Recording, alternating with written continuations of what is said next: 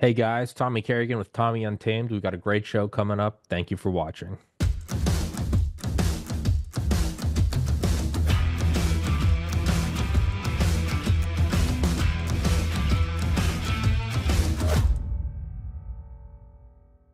Heaven's Harvest Prepper Food, 72 servings per pail, 25 years shelf life. I've had the owner Clayton on the show before. He's a God-fearing, America-loving patriot. Get one of these, get a couple of them, throw them in your basement. It's good to have it, not need it, than to need it and not have it. If you don't want to do that, you can get their seeds. You can plant your own garden, so you don't even have to keep buying them. You can just get the goods and start your own, or you can even get freeze-dried fruits and vegetables like bananas, apples, strawberries, and raspberries. They support the show. It's an honest product. It's a good safety measure to have, and they keep my show free for you. So I'd implore you guys to please go to heavensharvest.com, use the link in the description, promo code TPC. Axios Fitness Coaching is a premium resource for holistic strength and conditioning services. Axios is best known for the Training Club, capital T, capital C, an exclusive community that prioritizes accountability, technique, diet, and nutrition. Everything you need to do to take action against the decay of the modern world. Whether you're looking to improve your physique, build strength, or just take care of your health and fitness, Axios will provide you with the solution that is effective and simple to execute. All you need to do is complete the intake survey, and you can see if you're a good candidate for the training club or any other of the services. And it's going to sponsor the show. So, one company falls off, another one arises. So if you guys like the show, you want to work out, throw the show a couple shekels. Go take the survey. Thank you so much, guys. Higher ultraviolet exposure is associated with lower mortality. The United Kingdom is a high latitude and low sunlight country. Researchers there collected data on over 360,000 participants in a study of UV exposure via solarium use. When compared with non-users, solarium users had 15% risk lowered of all-cause mortality, 23% lower risk of cardiovascular mortality, 14% lower risk of cancer mortality, and a 12% lower risk of non-cardiovascular, non-cancer mortality. In other words, all other causes. Quoting the researchers, our study adds to the growing evidence that the benefits of UV exposure outweigh the risks in low sunlight environments. A link to the original publication is available in the box below the video. Get some UV light this winter. Immerse yourself in the tranquility of the blue. Visit a Blue Room soon. www.blueroom.com. But yeah, no, we were just talking about the kind of behind the scenes of this stuff. Yeah, it does add up quickly. It absolutely does add up quickly when it's like you should add this, you should add that, you should. I'm like, take the free show, take the goddamn show. Like it's and it has to be free. As somebody that grew up with LimeWire and Napster, there is no such thing as a paywall. There's just people who want to pay. If they're obeying the paywall, they're either like 80 or they're like, yeah, I just like I subscribe to people on Patreon that I like. I know if I really wanted to, I could get it for free. But I'm gonna stop yammering, dude. Introduce yourself to everybody who you are, and then we'll just jump in from there. Well, thanks, Tommy, for having me on. Again, my name's Jack Gamble, and I run a show called Nobody Special Finance on YouTube. I'm also at JG_Nuke on Twitter. Just for full disclosure, the name Nobody Special is not by accident. I don't actually have a formal financial pedigree. My background is mechanical engineering. I was a nuclear engineer for 15 years. I worked in commercial nuclear power, and I had my quintessential midlife crisis in 2020. And while some guys go out and buy a Corvette and get a mistress, I quit my job, became a volunteer firefighter, and started doing financial podcasts. Fuck you, So man. that's kind of my trip. How old are you? I'm 45. I'm 34. I graduated college in 2013. I got into medical school. I went to the University of Georgia, and I never once partook in living at a party school with 30,000 beautiful Southern women. All I did was study, and I had my own like midlife crisis when I graduated. Aced the MCAT, got into med school, and I was like, man, I did not enjoy those 4 years, and I had this realization. I'm like, do I want to feel this when I'm 80? And I do not want to feel that regret. A couple months after that, I lost my older brother to suicide. So then there was an existential crisis that you normally don't have, I think, until like your parents pass or like a child passes. So I had that at 23. within like a month of having the midlife. So those two combined to just at the time was an unimaginable torrent of hell, a maelstrom of just getting raped by all the most negativity, drug addiction, weight gain, unemployment, real piece of shit. Um, but yeah, no, if you can survive those storms, you can come out on the other end. And it's like, yeah, well, what did I? It's like I started a podcast, and it's the midlife crisis is it's like what you make of it. And yeah, so even if it's just like, yeah, I'm doing podcasts now, it's if it doesn't swallow you up and destroy you, I think some good can come out of it. Well, the jury's still out on that one. We'll see if it was the right decision or not. Um, Certainly not the most glamorous of lifestyles, believe it or not. As you may or may not know, there's not a ton of money in the podcast business, but I do find it rewarding. I really enjoy my work. I haven't worked a day since I started doing this, even though I put in more hours than I ever did. Um, so we'll see how That it turns out. that's news to me. You mean we're not all awash in cash? It is Go figure. it is. Yeah. Yeah, no, I mean, I would argue that this is more difficult than getting in a medical school, and I'll say that because with getting in a medical school, there's at least a set path. You got to take this number of courses over this many semesters, get these letters of recommendation, shadow doctors, volunteer, do undergraduate research, MCAT, personal statement, interviews, blah blah blah. It's difficult, but there is a path. It's difficult in the sense that getting into the NBA is difficult, but there is you know what to do. You just gotta start the kid at 2 years old and do the summer leagues and the AAU and the blah blah blah blah. But there's a path. This is insanity because there's no path, and the people that Yep. have figured out the path are very quiet about it because they're like, "You right off." I yeah, I got up to I'm the king of the hill. But like you said, I've put more time into this, far more rewarding. It is, and it's not work, despite the fact it's 80-hour weeks. It is so rewarding because it's all yours. It's all Yep. it's building a raft out of trash and you're abandoned on an island and you're on like there's like 80 other sunken rafts around you, all of your past work, and then you finally get one that like stays up, and you were like, this is peak human experience. I've stayed above Funny you should water. mention it. Biggest bass I ever caught in my life was on a raft I built out of garbage. It's Well, funny. It's well, kindred spirits here. well, that's. But really, there is something that I mean, not to be all like hallmarky, but you really can't buy when you like when the podcast hit the inflection point where after like I don't know like 1,400 episodes, it made enough to pay rent. It is a moment. It's like, well, how much money is it? It's really nothing to even smile at unless you see what you did to get there. Man, it is a moment of it's like a moment of actualization that you can't fake. It really is like, the most, I'm sure like the most thrilling experiences ever that have occurred to Homo sapiens, like aren't recorded. It's some caveman and there's no record of him, but he's got some story that only he knows of like tracking down a woolly mammoth by himself. And on like the ninth day, he managed to get above it and like push a rock onto it and crack its head open. And he's just like, God is my witness. I am the king. Like it is, and it is. That's kind of what it is. Is it sweeter than anything else? Now it's driven me to near madness, and I think hollowed me out as a human being. But I don't know. That might be a price to pay. What made you then get into? How did you end up at nuclear though? That because that's I get. I mean, I How did I suppose end up in nuclear or yeah, well, leaving I was nuclear? gonna say it's a crazy jump to go from that to podcast. But as I'm thinking, I'm like, who the spends time to who's smart enough to get into medical school, dumb enough to not go and then start a podcast? So I don't know. Maybe it's like yeah, I'm asking you because you have the same level of I suppose madness. Yeah. So I got into nuclear in the first place. I was a Yeah. commercial fisherman before that when I got out of engineering school. I used to work on a scallop boat out of Barnegat Light, New Jersey. Um, I after Hurricane Charlie and that was the most fun I hope I never have again. It was time to stop doing that and it was time to start using the engineering degree. So believe it or not, I got into nuclear. I applied on monster.com of all places.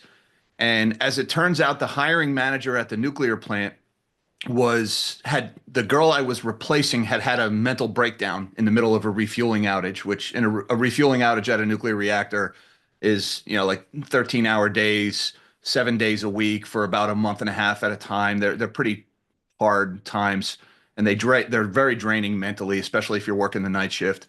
And this girl had freaked out over the hours and just quit suddenly in the middle of an outage.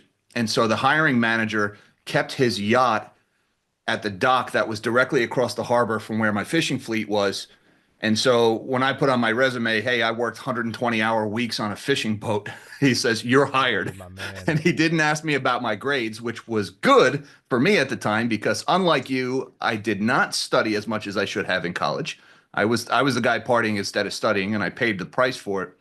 But the work ethic I learned on the boat and the just take your punches and keep going no matter what happens, that actually translated very well into nuclear power, believe it or not. And so I was a systems engineer in nuclear power for a couple of years, did a couple of other jobs at the power plant, loved the job, loved the work. My power plant in New Jersey was forced to close early by a guy named John Corzine, who was our governor, his last day in office. He Do you, forced the plant to shut down. do you know James Catoulis? James Doesn't ring Catoulis. a bell. I've had him on here. Sorry to interrupt. I think he's like my age, but he took on John Coors. I just recognize the name, like the Yeah. biggest ever like civil lawsuit. He got like $10 billion given back to I guess Corzine and I think someone IMF under Global. I yeah yeah yeah Yeah. yeah that was him. He's the guy that's how he like cut his teeth. Is he Yep. made his bones there? No, he's a f***ing baller. Like I think Trump invited him to the inauguration. Yeah, no, he's absolute. That's where I recognize that name though. Yeah. Yeah. Yeah. He was also the governor of New Jersey for a long time. His last day in office, he set in motion events that would ultimately kill the nuclear reactor where I worked at. That this was like right around the time. I don't know if it was before or after he lost the $10 billion. Oh, sorry, my bad. It's got to be around here somewhere. So after the plant closed, my wife and I both worked at this reactor. We took a job at the corporate office in Pennsylvania. I was a fish out of water in the corporate environment. I was more production oriented. I liked the equipment and the gear, not so much the paperwork. So I only lasted a couple of years in corporate, and that was pretty much the end of me. This was also like right as around 2021, 2022, the woke thing was really going crazy in corporate America, and I just couldn't get down with that. And keeping my mouth shut has never really been my strong suit. I was probably going to get myself in trouble sooner or later, so it's probably better that I left on my terms and not theirs. And in the years leading up to that, around 2019, actually, I say this a lot. The most important event in a lot of people's lives, they don't even realize it, was September 17th of 2019. And that was an event called Repo Madness in the markets. And I didn't understand this at the time. I had always done my own finances and managed my own stocks and things like that, but I didn't understand the inner workings of the bond market.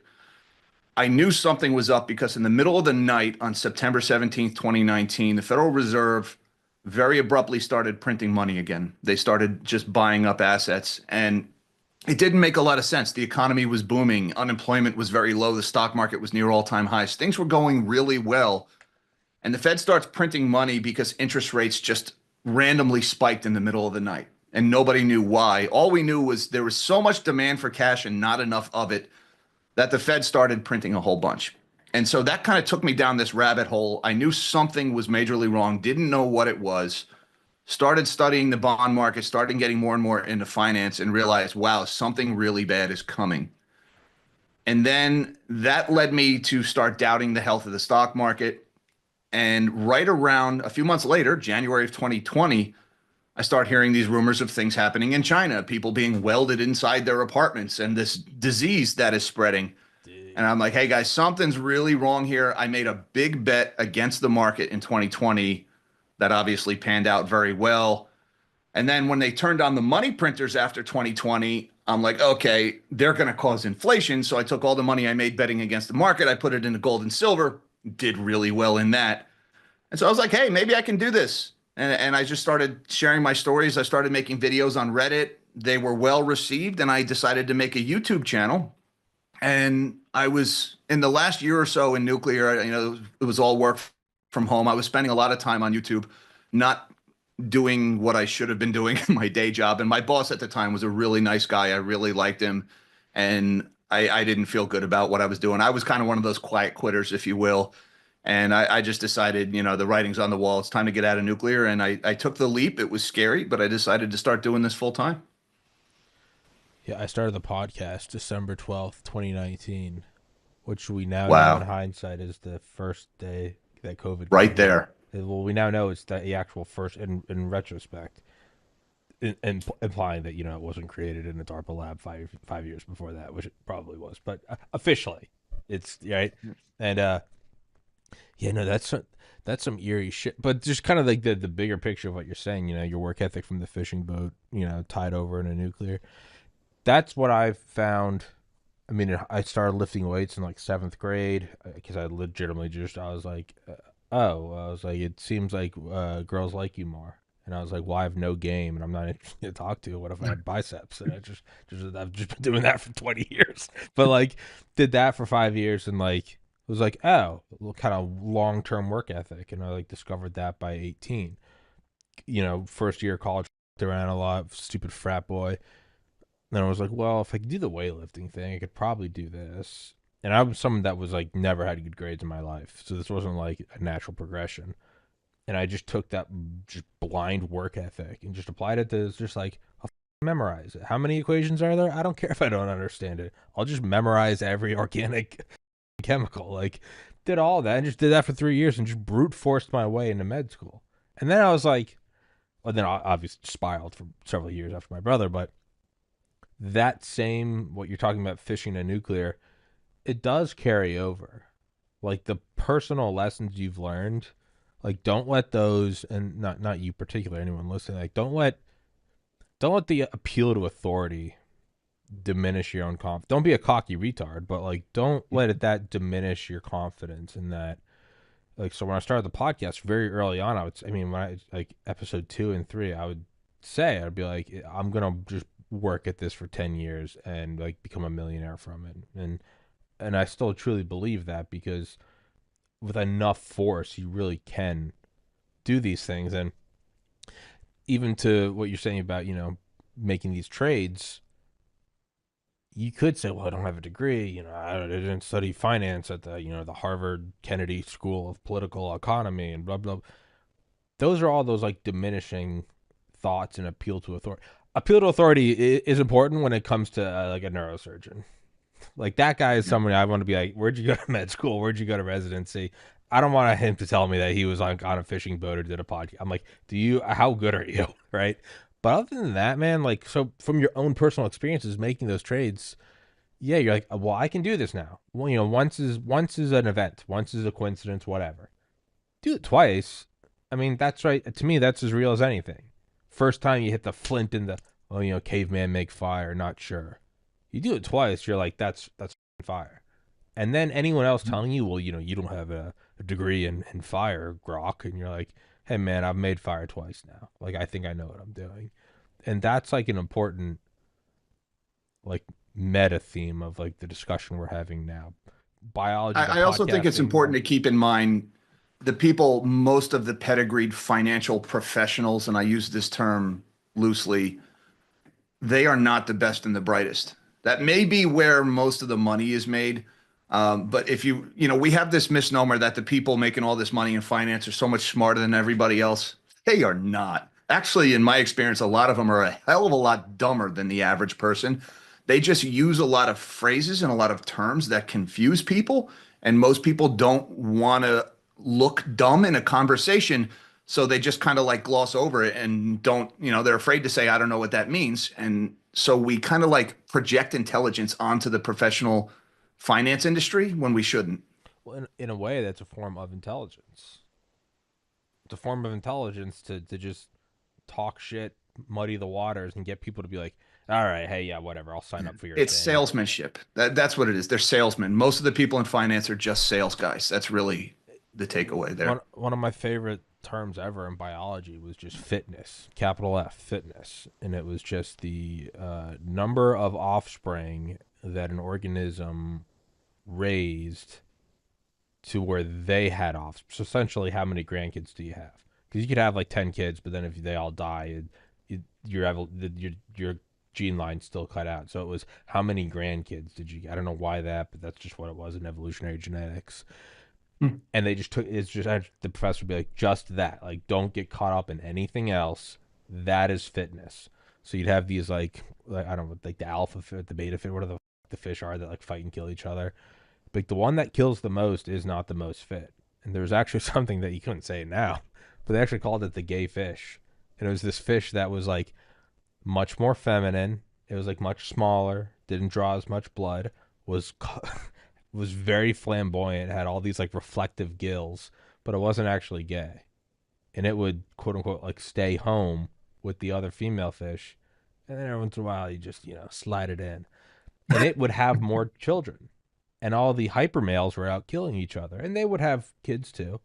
And then there's a vast swath of like middle fish that didn't really have any, but the gay fish actually had the most offspring, and therefore it was the most fit. So it's like if it's a salesman and he's throwing out all these terms and just confusing you in the most brutal terms, well, if he gets a ton of money and has a huge family, like that is technically fitness. It's not intelligent. I wouldn't even say it's really admirable, but just kind of like being objective. Like it is. If somebody covered Kim Kardashian's ass and got 10 times as many views as my podcast, I would be very hesitant to call them smarter than me, but I wouldn't be able to objectively deny that they got more views than me. It doesn't Yeah, make it I right, mean, doesn't make it admirable, but it makes it what it is. I've done videos and I've done research exposing drug cartels that are laundering money through fake AI startups. I've exposed the fake CEO of crypto scammers before. I've done all this research and I'm sitting on this work. I'm like, wow, this is really good work. And I pour my heart and soul into the video. And the more I think about it, like if I really wanted to succeed, I would have done the eat 1,000 gram cracker challenge and, and posted that or some stupid crap like that. I guess you got to pick your battles. But it comes back to like the kind of the midlife crisis type thing. So I always come back to the flow chart of like, well, I look at this and I look at the shows I do, and I'm talking to these doctors or these people or like Delta Force operatives or what or very early on I was having on like nuclear fusion researchers from Oxford talking about tokamak reactors and ITER and whatever. And I've always gotten very angry when I see like the shit on Rumble that's on the front page because it's just like the low hanging fruit. I always talk shit about like libtards and Trump derangement syndrome, but the mirror exists on the other side too. Just it's the same rage bait, and I look at that and I go, that's such like stupid content. What I'm doing is more intelligent. Okay, sure, but then I have to ask myself like, okay, so if I really wanted to do that, then like being critical of myself, like if I'm so smart, why don't I do that? And I go, well, then I would be doing something I don't want to do for a paycheck. And as I started the podcast, I thought, well, if I'm going to do something I don't want to do for a paycheck, I'm going to go be a doctor. If I'm not going to enjoy it, I'm going to get a big paycheck. I'm going to have job security, and I'm going to try to do some good in the world and be a doctor. If I'm not, if I'm putting my feet down and going, I'm not going to do something I don't want to do for a paycheck, then I'm going to ride that out to the nth degree. So when I come back to now, I go, well, then why don't you cover Kim Kardashian's ass? My flowchart goes, I'm gonna go be a doctor then. And if I say that to anyone, they're like, "What in God's name are you talking about? You won't talk about Kim Kardashian because you want to be a doctor." I'm like, shut up. But it comes back to the whole. If I'm gonna do this whole struggle, if I'm gonna build the raft, I'm not gonna struggle to build my own raft just to go fish somewhere I don't want to fish. Well said. I don't know if that makes sense. It makes perfect sense. Yeah. I mean, if you're going to do what you don't want to do, you might as well get the job security of a W-2, right? Go Yeah. 9 to 5 at somewhere. Why put yourself out on a limb? Why take all the risk if you're just going to be doing the same crap for less money? if if you Go don't earn a if you paycheck. don't want to do and that's another thing the podcast has taught me is like I used to look down at like the 9 to 5 and be like, oh, you're all just sheep. I totally get it now. I really eat the slice of humble pie. I'm like, there is absolutely a value to having a 9 to 5, to having health insurance, and especially if you have like a wife and a kid, you're probably like, yeah, I love providing for them. I used to look down on it like such an asshole. I now look at it and I go, I totally get it, dude. I totally get the 9 to 5. I feel like such an asshole for looking down on it. I did it for 15 years and I was intent on doing it for the rest of my life when the plant was forced to close early, which set in motion the events that led to me, starting this venture. It was scary though. I mean, that was not an easy choice, and man, it was freedom, but it was intimidating as all get out when you've lost that security and the certainty and the benefits, and now, you're either going to make it or you don't. When you got a wife and kids, that's scary. Yeah. And I don't, which is perhaps why I'm allowed to kind of just be like, I'm allowed to go out on the raft in the ocean. I don't have any guilt. I'm like, yeah, whatever, maybe I'll get eaten by a whale, but I'm like, this is sick. Um, but to tie back to what you said, that's something I had never thought of. I mean, so many other things make sense. Was the CIA running cocaine in the '80s to inner cities? Well, yeah, is it right? Absolutely not. But I get it. Like I get it. I'm not gonna be like a Boy Scout and be like, well, I never. Like, yeah, no, it's the CIA. They probably killed Kennedy. Like, of course. They saw communism as the bigger enemy, Yeah, and running yeah. cocaine was a way to fund their anti-communist ventures. So Yeah, it and did was they make a couple bucks off of it? Sure, but that's also, that's the American dream. A couple CIA agents making 60 grand a year going, a sure, I'll do this if Reagan asked me, but I'm going to get a boat out of it. Like, I get it. It's not, few 100,000 bodies scattered around the world. But yeah, yeah, and I don't even know if they're wrong. I don't even know if they're wrong. I mean, if communism's killed 150 million people over the last century, and then if they did, if we brought in cocaine to fund wars in South America and it kept it at bay, they might not even be incorrect. Like, they might not be wrong. But where was I going with that? My point is like, so I don't really have any like illusions of like how things can be human trafficking, child trafficking. That's something I hadn't heard of before though. Cartels using AI companies as fronts for money laundering. yeah. That's going to that. That's wild. So yeah, I had an anonymous source came to me with this story. There was this company called Hyperscale Nexus. It was one of these AI startups. Sounds like a money They, laundering front. yeah, it's Hyperscale like Nexus. cram as much random buzzwordery as we It's can into the it's name. Web 3.0 because it's an Internet of Things now. We're in a global. Sorry, keep going. So these guys, the first thing that caught my attention was this Hyperscale Nexus company. They're merging with the American Cannabis Corporation, a penny stock weed farmer, and they're merging with an AI company. Okay, that's suspicious as all get out to begin with. And then I go and I look into this, and it turns out that the mastermind behind this whole deal, a guy by the name of Thomas Stray, his name's not really Thomas Stray. His name is Thomas Oye. He's a Norwegian money launderer. And upon further research, it turns out that this Norwegian money launderer is operating out of an office suite in Dubai. It's the same office suite that Daniel Kinahan is operating his empire out of. And Daniel Kinahan is the head of the largest drug cartel in Europe. It's actually a $5 million bounty on his head from the United States. These guys have left a trail of death and destruction all over the world. And it looks like this money launderer had set up this company as part of some kind of global network involving the Chinese, this Dubai super cartel. And they were working, the story was that they were buying 1.3 or $1.1 billion worth of these NVIDIA H100 GPUs, which is like, Yeah. the chips that are powering this AI revolution. And it turns out this amount of money that they're looking to buy in GPUs is pretty close to the amount of money that the Kinahan cartel is trying to hide from the US government, which is pursuing it all over the world. And they had cut a deal with this company called X Fusion in China. And X Fusion was a spinoff of Huawei that was created for the sole purpose of evading US sanctions. And so what it really looked like was this Hyperscale Nexus company had popped up out of nowhere. They were merging with a penny stock weed company, which was really they just wanted to trade stock on the American exchanges. And they were smuggling NVIDIA chips into China using this drug cartel as the middleman. And I put a lot of work into this. This was my Sistine Chapel, if you will, of my channel. Put a ton of work into the story. And 3 days after I ran the video, the merger inexplicably goes away. They cancel the merger and Hyperscale Nexus fades from existence. They disappeared. Which means I was right. Once I exposed what was going on, they all ran back under the rock. And what really amazed me was nobody cared. I couldn't believe nobody cared about this. It got no attention at all in the mainstream press. The mainstream press was too busy. Oh my God, AI is the next big thing. It's going to be great. And the demand is insane. Everybody's buying this stuff. And I'm like, yo, they're laundering money for drug cartels using these GPUs like uncut diamonds. Somebody needs to start poking around and asking questions about what's going on in this bubble because I see some of the worst people in the world are flocking to this. And then there was like a dozen other players, like all the executives at this hyperscale Nexus company. They all had a history of pump and dump scams and altcoin scams and frauds.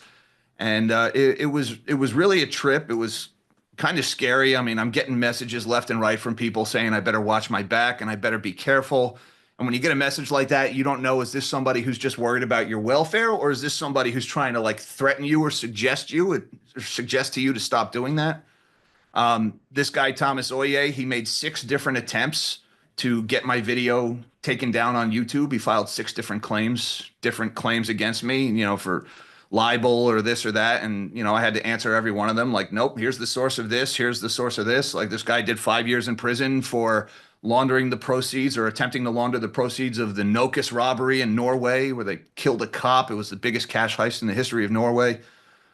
They stole a famous work of art, the Scream painting, that famous Yeah. Scream. They stole that to try to distract from the manhunt for the cop that they killed. I mean, it really read like a dime store crime novel, but it was all true and it was all open source. I mean, all this information was in the ether.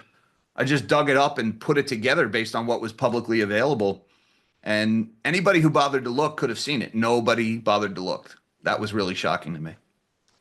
Yeah, there's no rewards in doing the right thing. That's another part of this. I mean, I got banned from YouTube and iTunes and Reddit and Twitter like 6 times, and all for interviewing like Dr. Malone, Dr. McCall, all before they went on Joe Rogan. And you know, you're sitting there with the guy that has the patents on the mRNA vaccine, saying that there's a lot of creepy ties to DARPA, and you're kind of like, this is the most like important thing out there, and it kind of comes back to like the flow chart of like, well, am I going to do the thing I don't want to do, and blah, blah, blah, and eventually you go, it's the right thing. I can't, there's some ego in there where you're like, what the fuck? I broke this story. I should get some credit. Hey, but at the same time, it's like, well, you know what? I am just going to keep doing this. But, um, yeah, no, it's like to me, that makes sense though. Like, if this is like the biggest, current bubble, you can go back to any time and find the bubbles, right?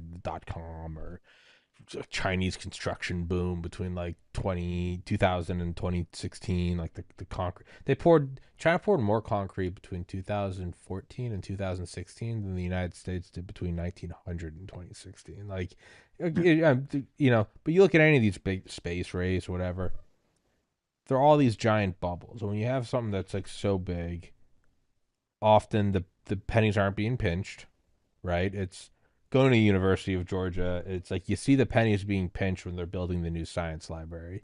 You can see that like the purse strings come open when they build the new workout center only for the football team. You go, man, they didn't spare even like the door window is tinted. Why is that? And then you go to the science library and it's like, well, our air conditioner can only go down to 75, and you're like, you cocksucker.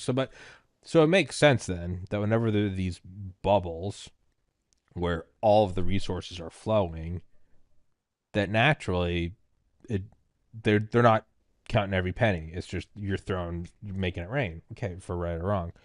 It would make sense that as these bubbles grow and become these international kind of periods of hysteria, be it a month, a year, a decade, that you would have. It's the biggest light that the moth is going to go to, and Yeah. it's I feel like to me just that makes sense, like just rationally, like of course you would. That's how you would do it. You would do it through GPUs. Like why wouldn't you? It doesn't make it right. But I totally like. Of course you would. You absolutely. In the Cold War, you probably did it through like missile fuel. You're like, yeah, we're fucking getting a little off the top. But yeah, that's exactly how you would do it. Why wouldn't you? It's the one thing that no one bets. If there's like an order, if you're at like a shipping port and it's like, yeah, there's 100 containers coming in with GPUs, nobody's like, what's that doing? It's like, yeah, it's the AI thing. It makes You know, sense. there's two things you mentioned there that kind of jumped out at me. You mentioned the dot-com bubble. The similarities with AI and the dot-com are overwhelming. With all And when bubbles. you said that they're not counting or they're not pinching pennies or not counting every penny, it's actually the opposite of that. They're counting every penny and they're counting the same penny over and over and over again. Uh, They're using an accounting gimmick called round tripping to create the illusion of this insatiable demand for these NVIDIA chips, when really, without this accounting gimmick, there would be almost no demand for them because none of these AI companies make any money. They all lose money.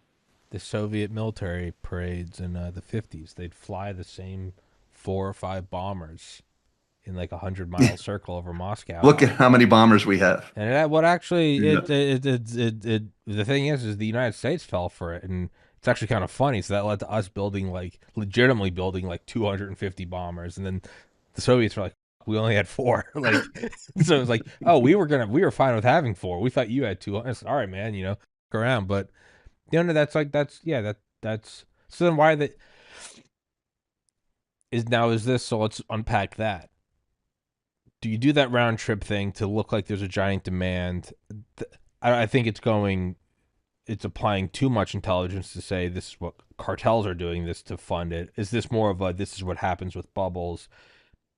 And then of course laundering just jumps onto whatever bubble. But it's not like Yeah, I it's think not like the Guzman or cartel the cartel just kind of latched on to got the it. thing. They're not operating Um, though. We're gonna do a round trip. Yeah, you don't have El Chapo saying that. yeah. No, the round tripping, that's very much the hallmark. Like that was rampant during the dot com. They Yeah. they called it vendor financing. Sun Microsystems, Cisco, they would loan money to their customers so that their customers could buy their stuff. Yeah. And then that loan that they made, they'll call that an asset on their balance sheet. So it didn't really cost them any money. And then when that money comes right back to them, they report it as revenue. And so it's just their money making a round trip, but it looks like organic demand for their product. But realistically, the second they stop making those loans, that revenue stops coming in. And Nvidia and really all of Wall Street and Silicon Valley is doing this round tripping. And I want to give you a couple of examples. The best example of this is this company called CoreWeave, which is they just went public like 2 weeks ago. It was the biggest IPO in years, and it was a flop. It was a disaster. They were trying to unload this company on retail What was it? investors. I'm gonna look it up. What is it It's called? called CoreWeave, CoreWeave. Gotcha. Now, CoreWeave, I first caught on to these guys in August of 2023. They were still a private company back then, but NVIDIA had just posted a really good earnings report in August of 2023. They had beaten their data center revenue estimates by $2.3 billion.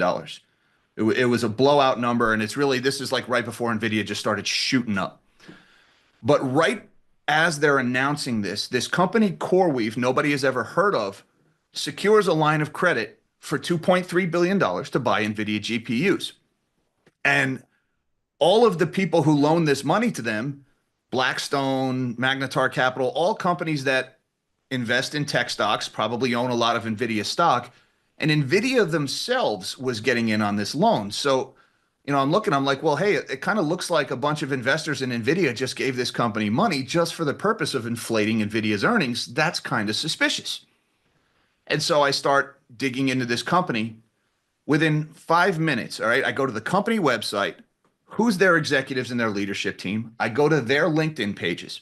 I find out these guys used to be Ethereum miners, cryptocurrency. Okay, there's a lot of shady financing going on in cryptocurrency. Before that, they ran a hedge fund. These are not tech gurus, these are financial engineers. And before that, they worked at a company called NatSource that was the biggest player in carbon credits. These were the guys who were pushing for cap and trade in the Obama years back in 2008, 2009. And so, okay, this is like 4 minutes in now. I search Michael and Trader, the CEO of NatSource, or the CEO of CoreWeave and NatSource, and I find a network of 20 to 60 shell companies in the Cayman Islands that these guys used to use to trade their carbon credits back and forth. And the more I dig into this, Interpol had been warning about this for years, that this is what money launderers and tax evasion and all these people do, all these cockamamie schemes involving the Cayman Islands. And I'm like, yeah, there's enough smoke here. None of this is outright fraud. None of this is evidence of any crime, but there's enough shady things going on here. Enough buzzards circling overhead. There's got to be a body You nearby. gotta look at it at the very least. Yeah. To look at it.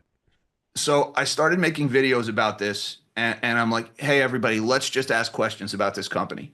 All right, because this company appears to be inflating NVIDIA stock. NVIDIA stock is going to the moon, and this is everybody's 401k.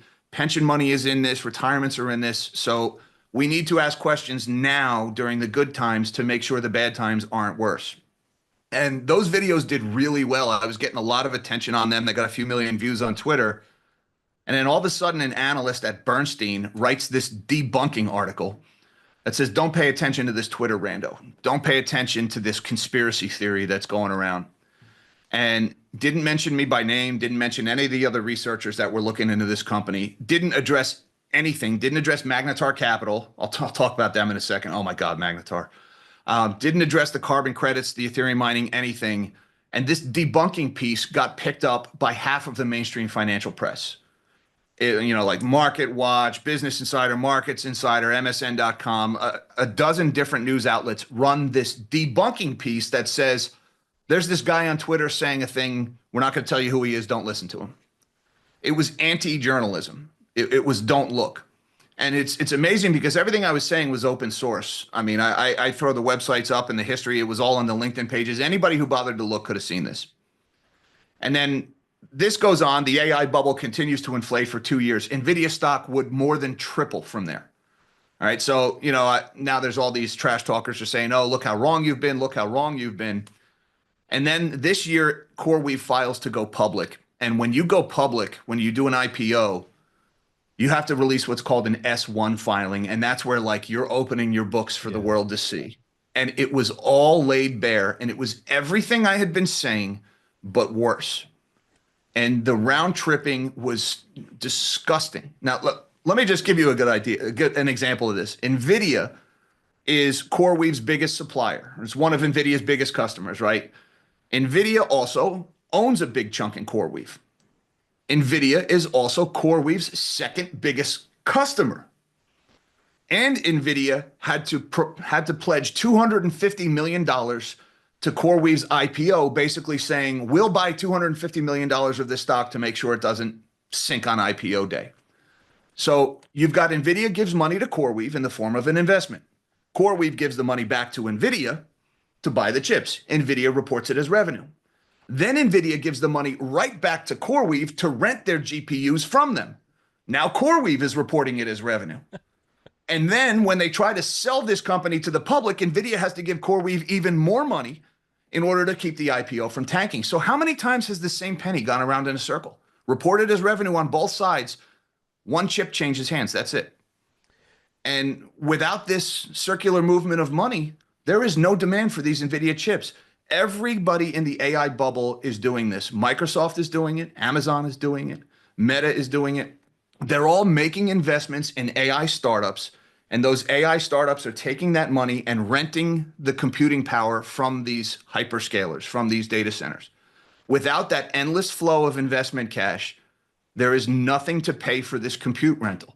And every AI company loses money. OpenAI just lost, they lost $5 billion last year on $3.9 billion of revenue. So they're 8.9 billion shy of being profitable. Every single query that ever goes into ChatGPT or Grok or any of these things loses money. So the only way this thing keeps moving, the only way this money keeps going around in circles is if investors are constantly pumping cash in, buying stocks, bidding up investments, or buying shares in these private companies in order to keep the money moving around in circles. The second that stops, the bubble deflates. And that's what the CoreWeave IPO, being such a flop, told the investment world. I think this bubble is bursting in real time right now.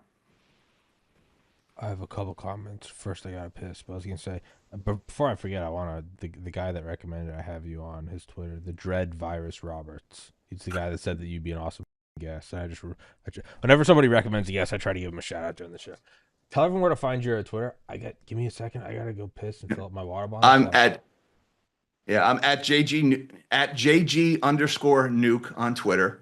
If you search Nobody Special Finance, you'll probably find me there too. And then Nobody Special Finance is my channel on YouTube. And all my videos, all my live streams go up to both platforms. I know some people don't like YouTube because they censor. Unfortunately, YouTube is where most of the money is. And then on Twitter, you can say what you want on Twitter without fear of reprisal. So that's where you can find me there. And so now it's the Jack Show. We seem to have lost Tommy, so maybe I should just plug my YouTube channel one more time. Uh, so yeah, guys, this CoreWeave company, they just went public. Now, when Tommy gets back, I'm going to tell him about Magnetar Capital because Magnetar Capital is they're some of the sleaziest guys in the history of Wall Street. That's not a term I throw around lightly, but it really is. It's really bad. So we'll give Tommy a minute to get back here, and then we'll talk to him. Now, a word from our sponsor. This podcast is brought to us by nobody because all the other sponsors want to pay money for the 1,000 graham cracker challenge or whatever's going on, or the Kim Kardashian's coverage. Yeah, you're back. Yeah, I no. was trying to fill the air there. I don't know if No, you're going to edit no, that you're out or awesome. not, No, no, but no. I did. No, no. Most guests do well. They fill it for a little bit. It wasn't muted, which is weird. no, I could hear you loud and clear the whole Yeah, time. no. It's just it never. If I double click it's just weird. Yeah, you're not allowed to mute. You guys are. You have to say it. Very odd. Not important. So one, just on like the personal note, back to what we were saying earlier about like not needing an appeal to authority. That just makes me think. And I see not the same as like round tripping, but kind of everything you just said in the broadest terms, like applied to podcasting and like uh like guest incestuism. People at this company promoting this show and this show promoting that company and seeing all that. It's eye opening and it's corrupt, but it also helps me because it kind of brings them down to a human level. You go, oh, they're not genius. Because if you truly thought it was just all the valuation was honest, you might be like, man, these guys are just geniuses. I mean, how do you get $1 trillion value? It helps in the same way. I'm like, how is that show that? And then I realize I'm like, oh, his wife works at Spotify. Oh, and it doesn't Hmm. mean that. It also doesn't mean like take your foot off the gas and go, oh, well, they're just cheating. No, no, no. But it does bring them down to human level to go, oh, they're probably good at what they do. They're Oh not, yeah, but they're the not. chips are great. I mean, the Sure, sure. technology's pretty amazing, but But some things I look at like behind the scenes, I'll know like, Rumble is working with this. I'll be like, oh, that's why they get 100,000 views in an hour. It doesn't mean that they're not doing a good show. I'm sure, but you're like it. But they're not doing a show that's 100 times better than mine. If I get 1,000 views, so on a personal, so it's like, well, what's the importance of that? That just sounds like being a sore loser. No, I'd say it helps instill confidence to go. They're not 1,000 times better than me. They might be twice as good or 5 times as good, but I can work on that. Which comes back to the whole, you know, I'm going to do finance podcast or I'm going to build the own raft. So just back to the personal life lesson. Everything you were just saying about that though, it makes me think of honestly. It makes me think of so when Harry Truman was before he was VP, I think. Is he a senator or whatever? he was Roosevelt's VP. Yeah. Yeah, yeah, but before he was VP, he was. I don't know if it was when he was VP or not, but he was charged with actually going around the United States and looking at all the books of every company, which was every company because of the war effort, looking for double dipping. Just make sure because when so much money is being thrown at something and everyone's behind it, bad actors can take advantage of that sort of momentum. Everyone's sending a son over to go die. It's like, yeah, it's no one's really batting an eye at we got to spend more money on the war. Bad people would double dip and sell rifles twice or sell broken or whatever. His job was to go through there and find these and apply the full force of the law. And one thing he found was a power plant in Tennessee where they were spending so much money on, and they were not producing like a tenth of like the tires they were supposed to be making. And he was like, "What is this?" And he was like, "This isn't normal corruption. This is like a ton of money." And he brings it up the chain of command, and he gets approached by Leslie Groves, who was heading up the Manhattan Project, and he's like, "Harry, like, you're a good man. You're doing a good job." From the president's lips, "Don't pursue this." And Harry was just like, "Noted." Becomes VP. Still kind of curious, and it wasn't until 13 days after he became the president that he was informed about the Manhattan Project, and he was like, "We were doing this thing in Tennessee because they were actually doing the electricity generation, which I think we were using to do some chemical effect to silver, which helped in the whole whatever Manhattan Project." But it was somewhere he's like, "Ah, got it." I wonder, I wonder if all of this, and it's like, because even then the power plant, they're like, "This is not making any money." I wonder if, like, in 80 years, people could look back at this, and you and I are having the same discussion. I'm sure Harry Truman was having in like 1943, where he's like, "What's going on over here in Tennessee, in Oak Ridge, Tennessee?" Now that name's familiar, but I wonder if right now you and I, and someone in the future might be like, "They're not even wrong. Like, you found the thread on the sweater, but it's a very classified sweater." I wonder, because if it's this blatant and it's this much money, and it's not just, well, what is it? Is it McDonald's? No, it's computer chips for AI. Ew. You Obvious wonder. military I'm gonna send you an implications. article, which is Yeah. I've sent it to everyone. It's called Situational Awareness, and it's this guy wrote it last summer, and it's like a 3 hour read, but I honestly think it's like the most important thing to read right now about that, and about everything about, he's like, he goes, there probably is somewhere, he's like, the Manhattan Project has started for this, and it probably started a couple years ago. And I just look at that now, I'm like, it might be that it's like you uncovered like a huge foot, and it's like, yeah, it's not a foot of a chicken, that's a foot of a Tyrannosaurus Rex that you're not supposed to know about. So, and I also don't want to say that as like, because that also gives kind of carte blanche to anybody doing corruption to be like, this is national security. Like, no, go fuck yourself. Like, this is corruption. But it might be that you've bumped in the leg of a T Rex fossil that you weren't supposed to know existed. Well, let me just tell you this. It's 2025. If you're not on some watch list somewhere, you ain't living. You're a You're you're pussy. you're not using the You're gift of the a time you've been you're given a on this earth. bitch. You're a Yeah. bitch. If you're not, Uh, yeah, two things. I can tell you, look, everybody knows a guy who knows a guy who's done some kind of work. You know, that guy you don't mess with. Um, I pulled a thread like that before I ran the Hyperscale Nexus video, and I was warned rather strenuously not to run the video. And without going into too much detail, the concern stemmed from domestic interests, not foreign. yeah, So it was our guys I was supposed to be afraid of. yeah. Uh, like I said, I got a big mouth, so I ran the video anyway, um, just because it was truth. And I don't know what goes on behind closed doors and any other. It was I couldn't not say something, knowing how many people they were hurting, what they were doing. I couldn't not say anything about that. That was toxic knowledge. Plus, when you know that and you haven't released it, well, that's now a danger because now there is an avenue to prevent the release of that information by getting you out of the equation. So I needed to get that out as soon as possible once I knew that.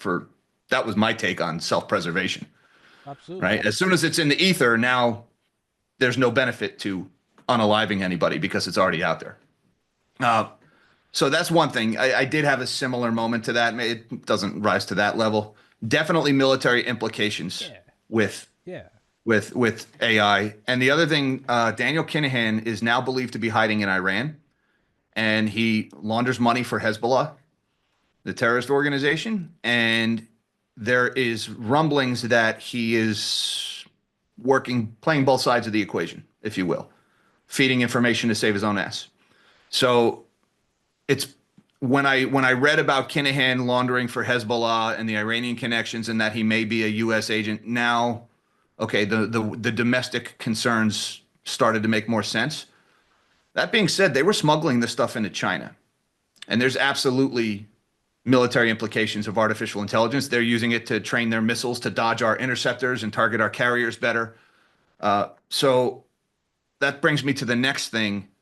This AI bubble is being inflated by American companies illegally selling this technology to the Chinese on huge levels.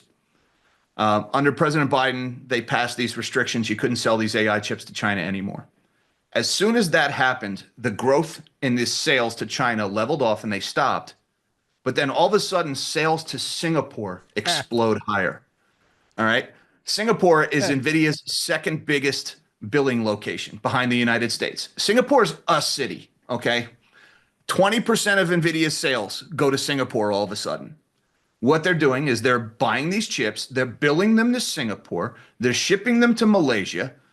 And from there, NVIDIA says, well, we don't know where they go. We tell our people they have to follow the law. It's not our problem. They know they're selling these things to the Chinese. And I've done videos about this on my channel as well. There are warehouses full of super microcomputer servers loaded with these NVIDIA H100 GPUs in China, so much so that there's a glut of the supply of these chips in China. And they're turning up on websites like madeinchina.com. Alibaba, you can buy H100 GPUs. Freaking Facebook Marketplace, you can buy these things now in China. Amazing. They sold so much of this stuff. I mean, that rises to the level of treason. These are American companies run by American CEOs selling illegal technology to the Chinese, knowing it has military implications. And it's not a little bit, it's 20% of their sales. So what happens if the windbreakers ever break into NVIDIA's headquarters and start hauling off boxes on treason allegations? What happens to NVIDIA stock when that happens? And I started talking about this. There was actually this guy named Kakashi. I want to give him credit. This guy named Kakashi on X who really started covering this in 2023. I caught wind of it a few months later and started covering it. And then DeepSeek came out earlier this year, late last year. And when DeepSeek came out, everybody was like, oh, everybody knows they have these H100 GPUs. All of a sudden, Silicon Valley, on a dime, they go from, this is a conspiracy theory, don't listen to him, to, oh, this is common knowledge that the Chinese got this stuff. And then so sleazy. Moment, yeah. Yeah. And by the way, that technology ended up being their undoing because DeepSeek has now, they've innovated using the H100s that NVIDIA wasn't supposed to sell to them to begin with. And now that computing power is not needed because DeepSeek runs on a fraction of the hardware requirements. And that's contributing to the bursting of this bubble here. So they sowed the seeds of their own demise with their treasonous behavior. So the hell with them. Again, kind of prefacing this with, you're objectively doing the right thing in that it's, I think you have to, it's like, again, be honest with yourself. You have to pursue truth. And even Harry Truman, it's like, you know, what if that wasn't the Manhattan Project? What if he really did find a grift that was like taking 10% of the bullets, that was reducing the number of bullets to like those poor Marines on Iwo Jima? You go, Harry Truman's a hero. So you have to pursue it. You do have to pursue it. It's the right thing to do. And also, if you were a real demon from hell, you would dress it up as national security. You would say, don't look into this. I'm a good man. In the same way, hey, don't tell your parents, right? I'm giving you puppies, but it's a pedophile. So, no, objectively, let me just preface by saying you're doing the right thing. Back to the idea of it being military. I think even this could be military, though, in that, and not to speculate wildly, even though I have no problem with saying it's aliens. I don't care. I love conspiracies, but let's just, well, for the sake of it, we'll keep it based on precedents. We did the Harry Truman one. Another precedent was, you can never remember the name of the program, but it was in the 80s, and it was the Soviets had front companies buying military hardware from Canada that Canada didn't make, that Canada bought from us. So it's like kind of the same thing, like Lockheed Martin, Raytheon. We're giving this shit to Canada, and then Canada, their main buyer is the Soviet Union. And I don't think it was like shell companies, but everyone knew it was the Soviets. It was pretty treasonous. We found out about it. CIA found out about it. NSA found out about it. We went into these companies and said, you keep selling them all this shit. We're going to make some of it malfunction, but we're also going to put like tracking stuff in it. They did something, it's called like ghost etching or something, where whatever, let's just, for the sake of the art, let's just say what the smallest thing back then was 100 nanometers. I'm sure it wasn't, but we'll just say it is. We had the ability to do something classified with like 1 nanometer. and it was so far advanced that the Soviets wouldn't be able to detect it. So we actually like did other etching on top of it, so we could run crazy like Tom Clancy shit.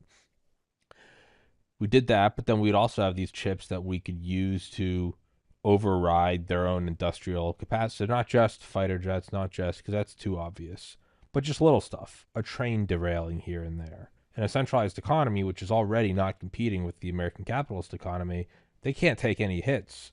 So we would do these little, a barge full of ore would navigate correctly. Finally, we did one thing where it was at one of their power plants where we made it explode. And it was the biggest non nuclear explosion ever detected by satellites.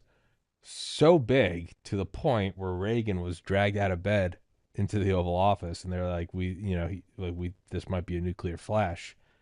At which point, at like 2 a.m., the CIA guys had to come in and read the president in and go, "This is us. We did this." And he was good drop boys and whatever, and American flag and whatever. There is precedent for doing crazy Tom Clancy, James Bond, Jason Bourne stuff, which again you can't write off everything as that because that's how you get away with evil. But there is precedent to this to where I think some Americans are like, we got to shut down Canada, and the CIA came in. They're like, there's bigger fish to fry here.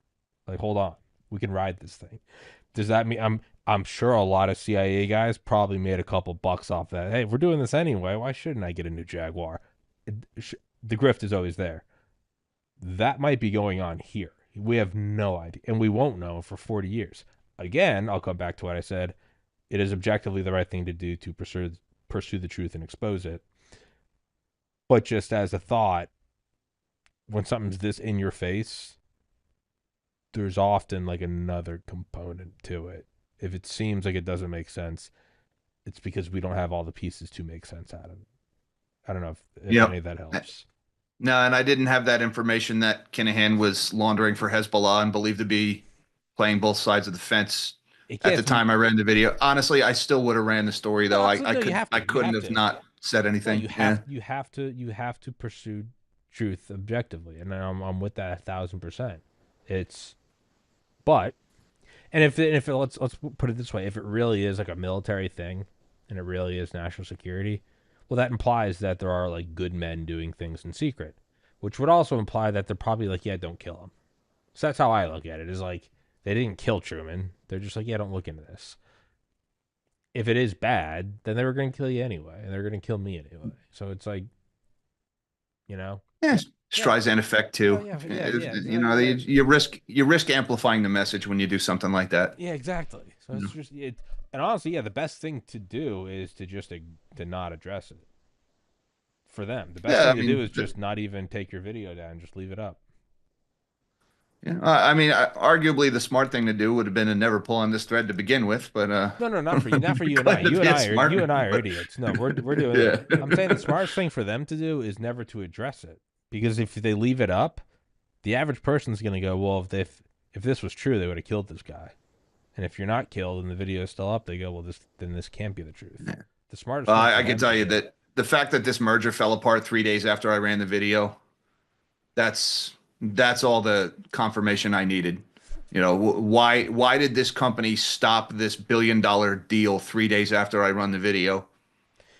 If Nvidia is like almost propping up the U.S. economy, which I know is a broad statement, and for the record, I have a biology degree. I don't know a thing about That's that. accurate statement though. Okay, okay, That Nvidia is propping up the market. okay. Yes. Yeah, no, I have a couple hunks of silver and a shotgun. That's my savings. So like that being said, Keep my little silver bar here. I there like you the go. shiny too. Yeah, no, I have a big. I think I have like 100 ounce bar, and I like it because I think I could also kill someone with it. So I'm like, post up. You can't eat silver. I'm like, no, I can beat you to death though. Like but if this is happening, if it is propping up, I mean, are we getting? Am I getting too conspiratorial? Man, are tariffs a front for like the controlled let the air out of this bubble? Mm, tariffs. Well, no, it's if they're tariffs are a lot of things controlled. Tariffs is sledgehammer surgery. History's being written, whether it's the right course or not. Only time's going to tell. Um, If the White Tariffs is a House whole knew story. Nvidia bubble was coming apart, Yeah, would you not do honestly, I something like think this to kind of throw dust in the air? Just as I'm not attached to that idea. I don't give. I mean, just as a thought exercise. I think it's cumulative. I think it's on top of. I don't think it's instead of, because Gotcha. this bubble, like we're looking at the dot com bubble, is the only comparison. And when you said Nvidia propping up the economy, since ChatGPT was released November 30th, 2022, from bottom to top was about $18 trillion worth of cumulative market cap added to the S&P 500. Almost all of that was what's known as the Mag 7 companies, right? All the big mega cap tech companies, Facebook, or Google, Okay. Alphabet, Microsoft, and Nvidia. So that's not an overstatement to say Nvidia has held up the whole economy.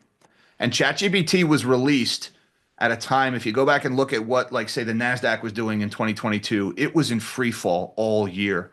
Big tech needed a shiny new thing, right? The metaverse was a flop.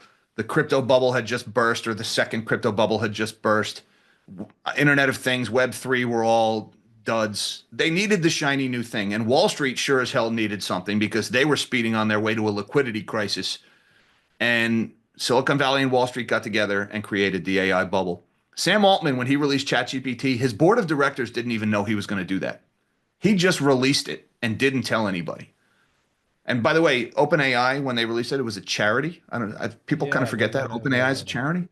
I know very That's a little pretty about valuable charity. that. Yeah, but I know it wasn't there. Yeah, that's how it started, and then they pivoted to not a Yeah, charity. $300 billion valuation for that charity. I do a little charity work on the side. I don't make money like that doing it. That's for sure. Yeah, no, I mean, 18 trillion. I'm reading a book right now called, what is it, The Big Four, I think, by Scott Gallo. Gottlieb, maybe. No, Galloway. Scott Galloway, Gallow. I don't know when it came out, The Four. I think it came out because they keep mentioning 2017. It's showing up well. Okay. But the hidden DNA of Amazon, Apple, Facebook, and Google. Yeah, no, the kind of the intertwined nature of them and the like self cannibalization and self promotion. It's something that you just kind of marvel at.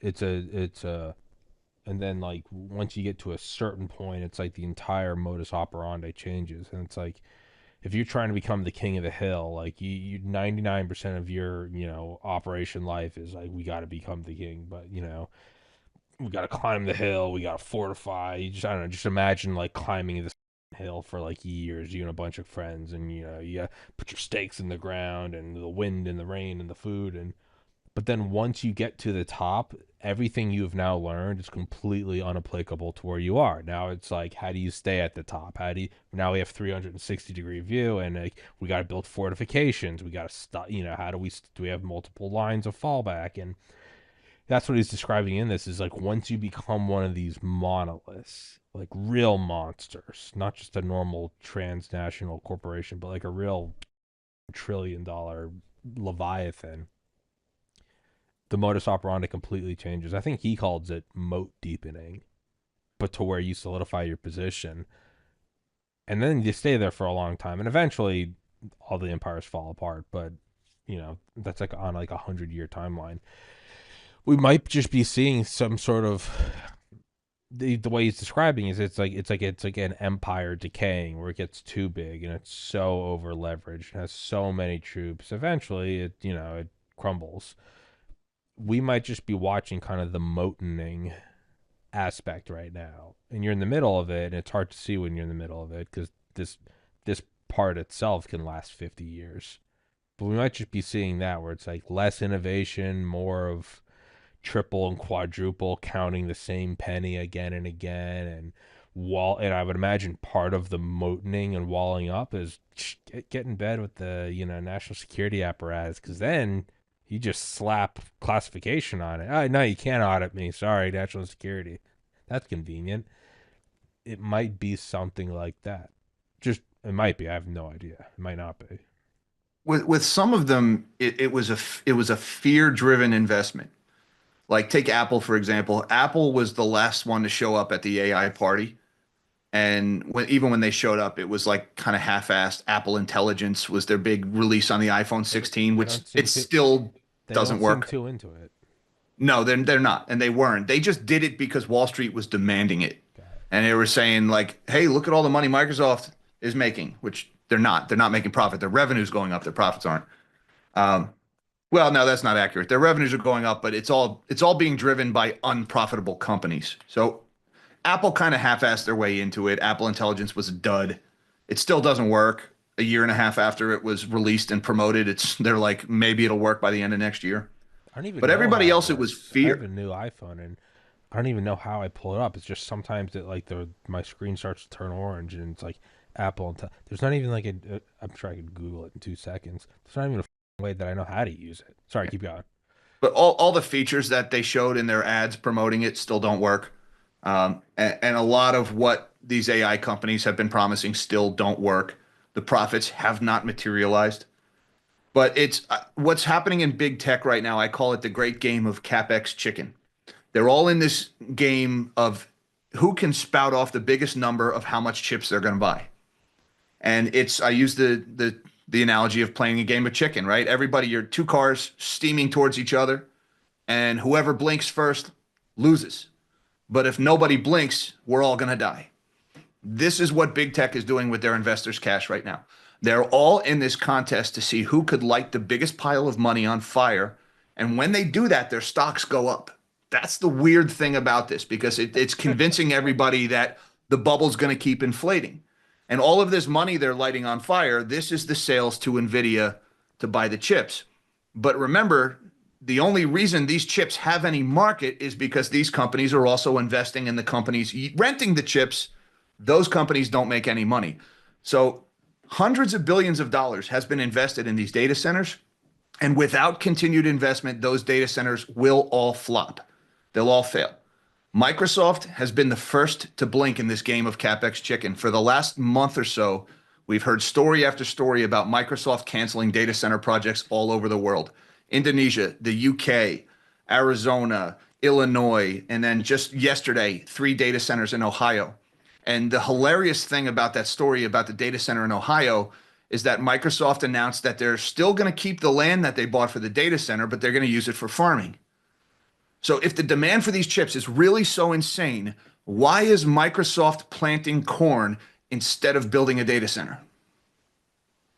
Maybe it's because the demand really isn't that big, and Microsoft is the first one to come to their senses. And if Microsoft is doing it, how far behind is Google? How far behind is Meta? Meta's probably really far behind. They're still spending money on the metaverse. But how far behind are the other big companies? Right? I mean, these data centers, these stories, first of all, everybody like Jim Cramer goes on CNBC and says it's fake news up until they can't deny it anymore when Microsoft confirms that it's actually happening. Day in and day out, more of these projects are getting canceled. So where's the demand coming from for NVIDIA's chips if we're slowing down the build out of these data centers? It isn't. This bubble is bursting in real time right now. And then tariffs, forget it. Tariffs is just like final nail in the coffin. If you throw a 25% tariff on top of the price of these GPUs, who knows what's going to happen to these projects. But, at the end of the day, the investment cash is no longer flowing, or at least it's starting to flow at a reduced rate, which means the market for these data centers isn't going to be there, which means the profits will never materialize. Without the investment flow, NVIDIA's sales are going to fall off a cliff. And that's when the bubble bursts. Which makes sense though. The bubbles that you can't go on. That's why it's a bubble. If bubbles never burst, we would call them like mountains. But we call it a Yeah. bubble. Because in hindsight we go, yeah, no, they eventually blow up. So this makes sense. It's not good financially for any of us, but I mean it's what it is. It's the natural progression. It's a bubble. They'll blow harder and harder into it to keep it inflated. No, it's You know, and as is expected, try to keep it alive. You're gonna keep pumping on the chest, but then eventually, eventually you kind of sober up. Eventually you realize it's like 6 a.m. and you're still drinking. You're like, I gotta go to bed, man. I gotta like this was really fun. Like I had a blast, but like, you know, it's 6 a.m. I on mean, Sunday. Microsoft is saying, hey, we spent $300 billion in the last 4 years and we're still not making any money. Are we going to make that another 100 billion or are we going to stop? Well, because eventually you have the public facing shit, which is where you're pitching it, and yeah, it's the bubble, it's the future, it's Web 3 it's all that dog shit. But these guys aren't stupid. There are internal conversations where they all drop the shit, and they're getting the skiff. They gotta leave your phones outside, and they're like, all right, they are ultimately corporations. They're capitalist corporations, and love them or hate them, they do watch the numbers. Somewhere they're going, all right, this publicly we've been saying this is the future. We know this is not working.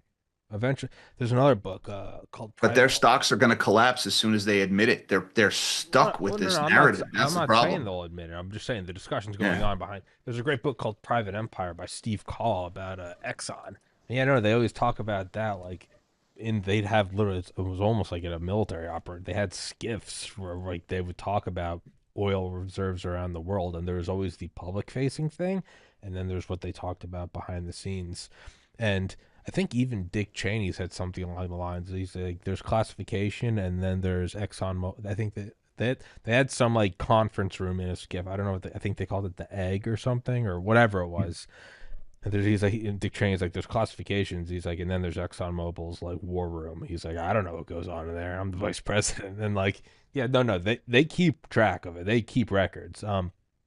But yeah, no, you probably have that going on somewhere, and it doesn't mean that they're going to publicly say it, but you would be able to see movements that indicate that they have an internal change, which I would imagine one of them would be farming. You'd be like, what are they doing here? Microsoft getting in the farming business was not on my 2020s bingo card. Yeah, you need to When I read. saw that, You need I to mean, read the what do you make a year in an acre of corn? You make about $120 a year growing corn per yeah, acre, something yeah, like that. Like, I mean, it's not a very profitable business. yeah, yeah. I would be interested in your take on that. I sent the article to you on Twitter. It's not at all important. I frankly I don't give a shit if you don't read it. I send shit to everybody all the time. But it's a really because I think it's one of the most fascinating things I've read in a while. And it's like a several hour read. I'm also a slow reader. Just about the hypothesis that if there is a Manhattan Project for AI going on right now, like how would we see it, and like what would we see as the public? And it's fast.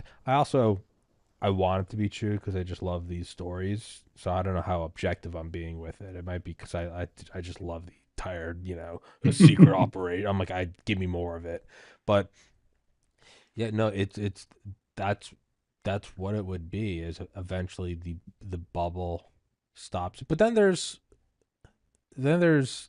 isn't whatever the Colossus, the supercomputer that XAI has built. Grok. Uh, yeah, Yeah. yeah, yeah, but I think that they call the actual physical thing Oh, Colossus. Not important. It's Grok. No, correct. It's Grok, and they're using there. It's actually kind of cool. They're like also using all the AI from Tesla and like feeding that into it, as well as all of the interactions on Twitter and feeding that into it. That's why XAI just technically bought Twitter. But that seems to be like an example of like they are using the chips. They are Oh using yeah, the there's GPUs. legitimate applications. Yeah, Yeah. no, I mean, well, look, the internet didn't go away when the dot-com bubble no, burst, right? The correct, internet's bigger than ever. correct. That didn't save the people who invested in the internet companies, though. But you just wonder. I mean, you just wonder like all these GPUs are like were purchased. Like, are we just gonna see like a crazy drop in graphics cards? Am I gonna be able to get a ball and supercomputer on a budget or a gaming computer on a budget soon? Like, I or don't know is about it the retail GPUs, but yeah, the prices are going to fall. They're going to fall really hard. Absolutely. so then? Not that you have a crystal ball, but then so everything we've discussed thus far, what does that mean? Like, is it pretty like yeah? Well, the bubble's gonna collapse. There's gonna be financial strife and blah blah blah. What does it meaningfully imply? For the Like, average person, a huge just reduction in their retirement accounts. Like I mean, I've been trying to warn people about this for years, and to face facts, I failed. This bubble overinflated.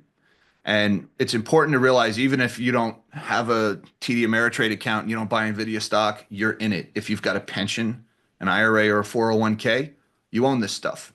And you own more of it than ever before Because typically what happens, you've got your guy that you trust and he's going to manage your nest egg and you've known him your whole life. He's a good guy. Don't worry. He does the same thing everybody does. He's putting it into index funds because he's paid to do it. And all of these index funds, these passive investment vehicles where you just put money in and it spreads out across the whole index, the concentration of those funds into names like Nvidia, Microsoft, Google over the last few years, these Mag 7 names have become a bigger and bigger weighting in the index, which means people don't even realize it, but they are more exposed to these names than ever before, which means their retirement accounts are going to fall. They're going to fall hard, and they're all going to be looking for somebody to blame.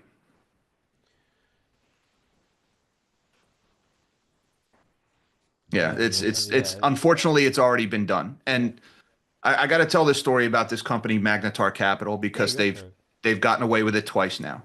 All right, it's during Magnetar Capital is one of the biggest financiers of this CoreWeave company I was talking about. And Magnetar has a very sordid history. During the during the GFC, a lot of people probably seen The Big Short. There's a scene in The Big Short where Steve Carell's character is at this sushi restaurant with this Asian guy. They're talking about CDOs and synthetic CDOs, and Steve Carell is just overwhelmed by what a piece of shit this guy is. He can't believe it. That guy was named Wing Chow. He was a real person. That guy actually did that. He worked for Merrill Lynch, but he was working with Magnetar Capital during the GFC. And what they were doing is they were creating CDOs. They're insurance on mortgage bonds is what a CDO is.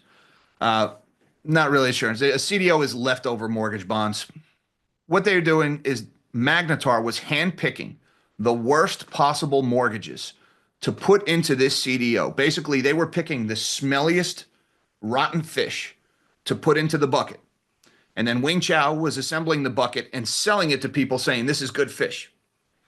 And while that was happening, Magnetar was betting against that bucket failing. So to put it simply, they were creating deliberately sabotaged investments, selling them to retail investors while betting on their failure. And they made a huge amount of money doing it. They made the GFC worse and they got away with it. Wing Chow got prosecuted.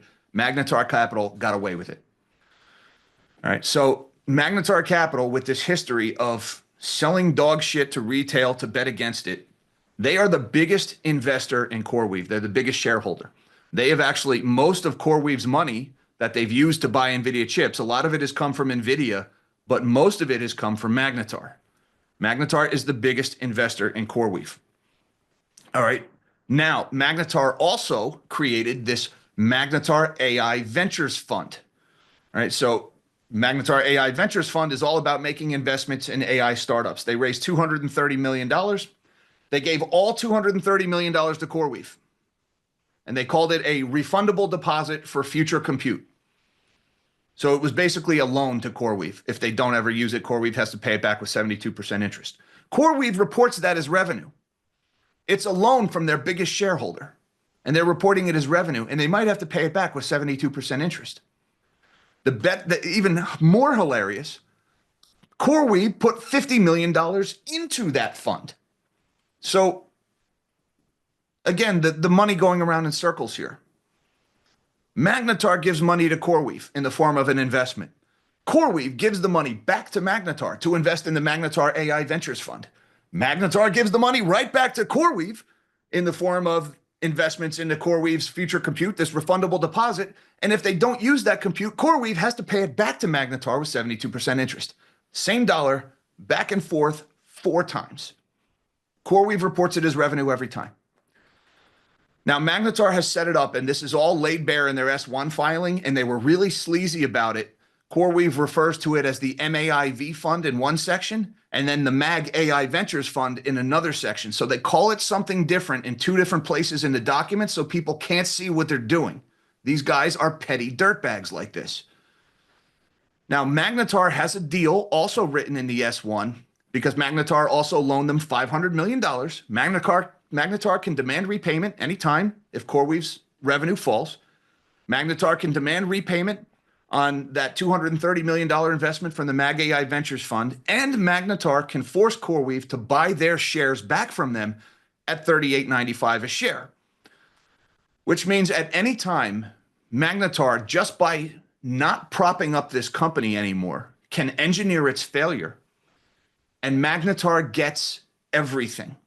All the money and all the GPUs, Magnetar would seize it for their own use. The company would go to zero. People who invested it would lose everything.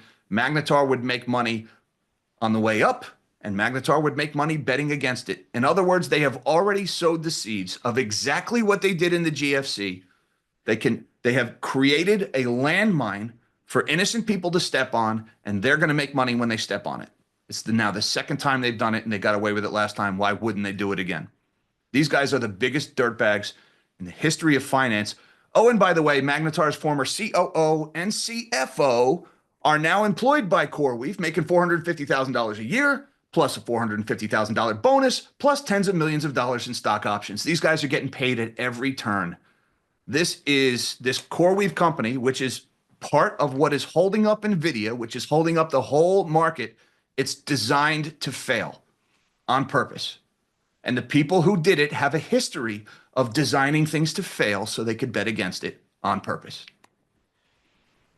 If there's so many people, if this thing is holding up this, which is holding up that, which is holding up this, is there not now a vested interest in everyone to not let it fall? Which is genius.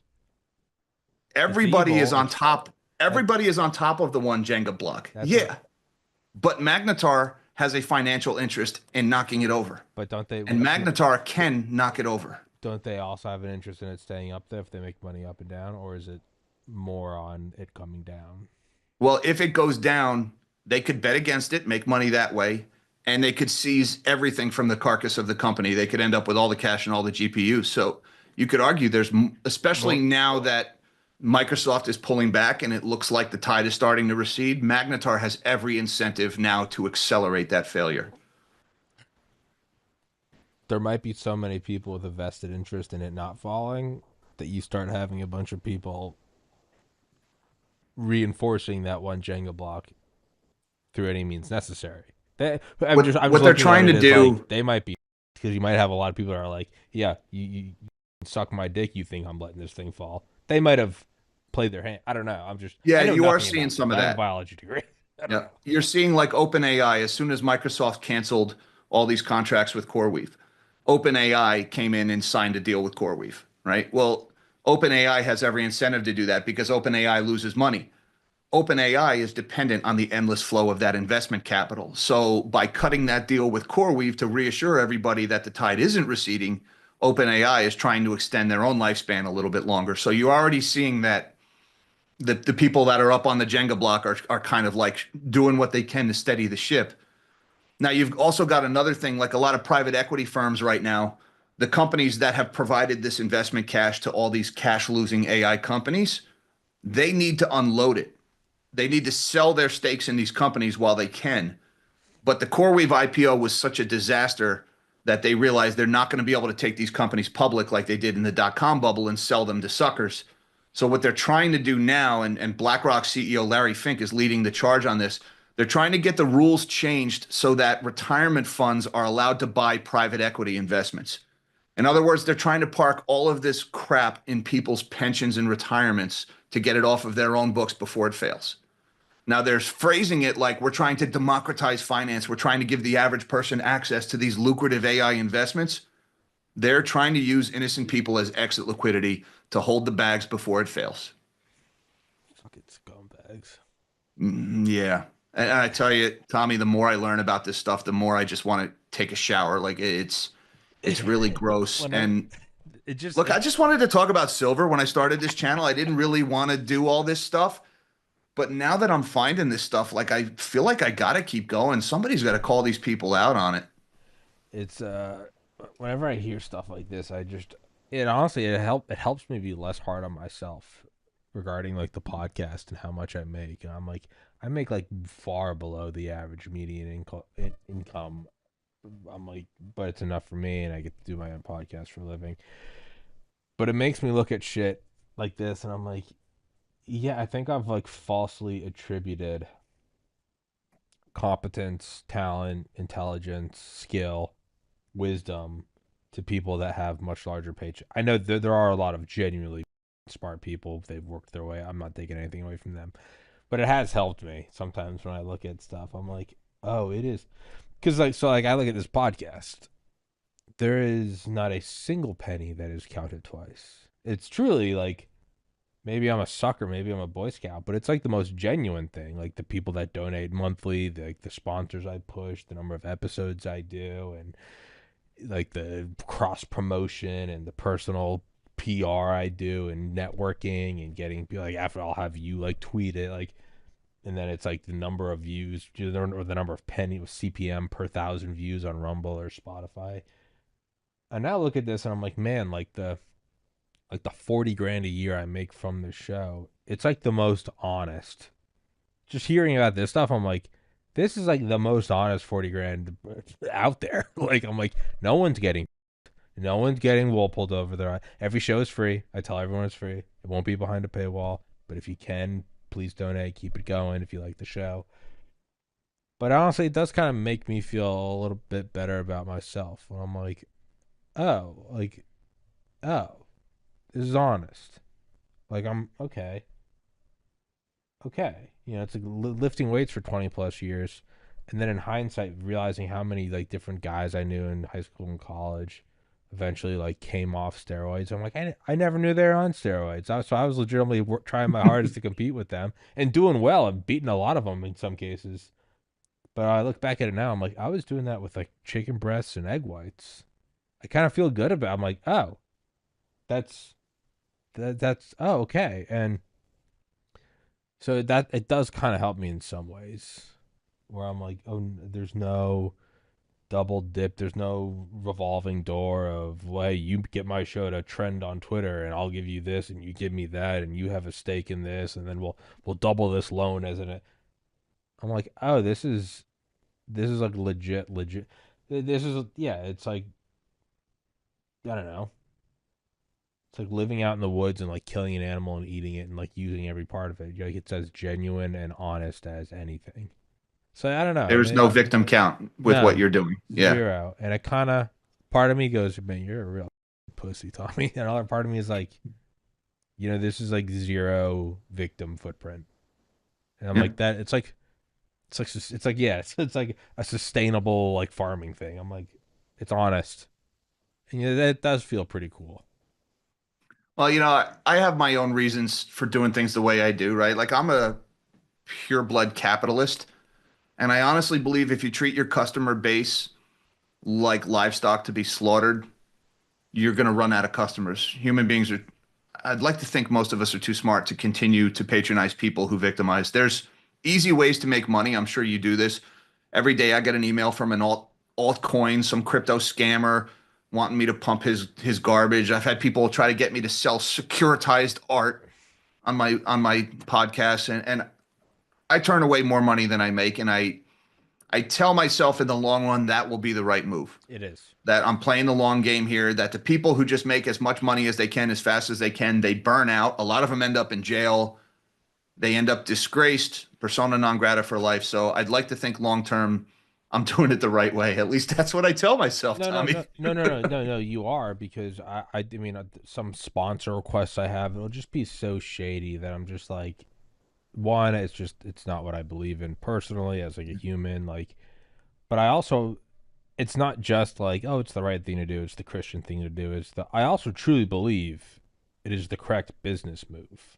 In that I look at it and I go, like, how much time have I sunk into this podcast? Well over 5 years. 1,000. This is episode 1,723. Like I've done all this Huh? shit. I've built this thing by myself. I'm the secretary, the scheduler, the manager, the editor, the promoter, everything.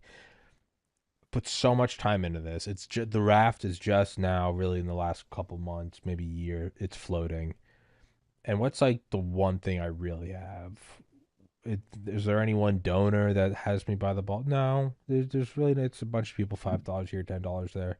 Well, then what do I have? How come I'm not beating people over the head? Well, because what I have is honesty, and that means honesty to fuck up. It means honesty where sometimes like a year will go by and I'm like, man, I used to say this on the show. I feel so stupid for saying that now, but it's honesty, and people that know that watch the show, they know it's not like I'm never gonna be like, yeah, I've been using this new chapstick, and honestly, man, my dick's grown. Like, I'll never do that because one, I just don't feel good about it, and it comes back to if I'm gonna do something I don't want to do for money, then I'm just gonna go be a doctor. But I think people know that like I'll never not have someone on because I disagree. My two rules for the podcast are like you can't incite violence and tell people to go to an address and go kill someone, and you can't. There's if you know pedophilia, it's pretty easy. It's pretty. That's a low bar. It Yep. is a very low bar. I mean, Yeah. I'll have someone on who will tell me for an hour and a half how the Jews did 9/11. It's not my personal belief, but hey, it's funny. He showed up on time and he promotes the show. Get whatever. And then also, it takes away if you don't have people on, you provide them with a mystique that they don't deserve. Have them on. Let people, if people go, well, I'm too controversial. Well, then that's their superpower. So just have them on and go tell me why the Earth's flat. Go for it. Like what? So my point is though, is people know that anyone that's watched the show a significant amount knows that I'm brashly. I'll admit when I'm wrong. I'll have people on that I don't agree with, and I'm never gonna beat you over the head. But hey, guys, you got to get on this now. This is a limited edition blanket. I mean, I'm telling you now, it's the nah. It's hey, I was sponsored by like My Pillow for like a year. And I would tell people, which I'm sure I don't think My Pillow really liked, but I would tell people like it's a pillow. I'm not gonna sit here and tell you it's the best. I'm like they're good, they're good, and I tell people if you want to support the show and you also do want to get something where you're like I'm not just giving you $10. Maybe you're tight on funds and you do, then get a pillow. They have really good slippers. I like the slippers, but I also tell people I'm like I'm not gonna sit here and tell you that this pillow is gonna raise your IQ.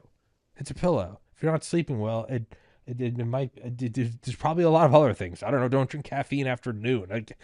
My point is, though, is everything that you're saying is I embody too, and it is to great personal expense. But one, my conscience is clear. If I lay down tonight and God goes, "Hey, your time's up," I'm like, all right, I think I did the right thing.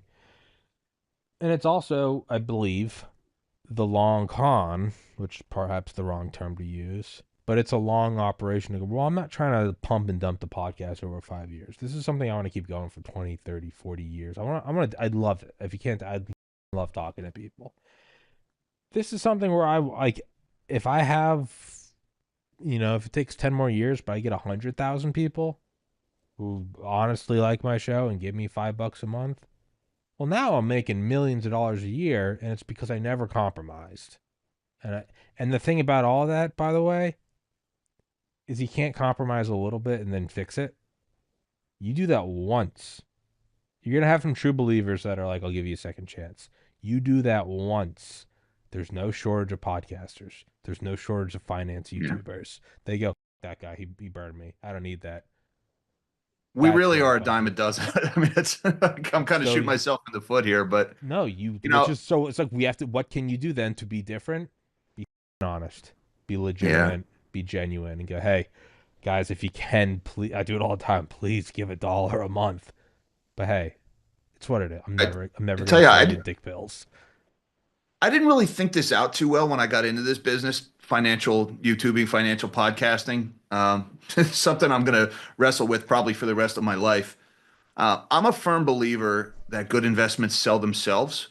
And when you have a good investment, the last thing you want to do is advertise it because it very quickly becomes not a good investment anymore once everybody starts doing it.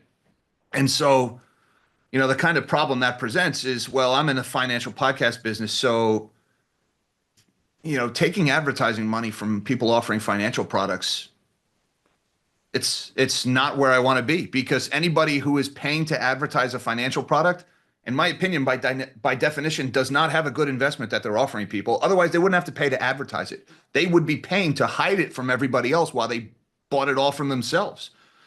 Promoting consumer products, sure, that's great. You want to get advertising, but in the finance business, taking money to promote financial products is unethical, in my opinion, because just by definition, it can't be a good investment if they're willing to pay you to pump it on your viewers.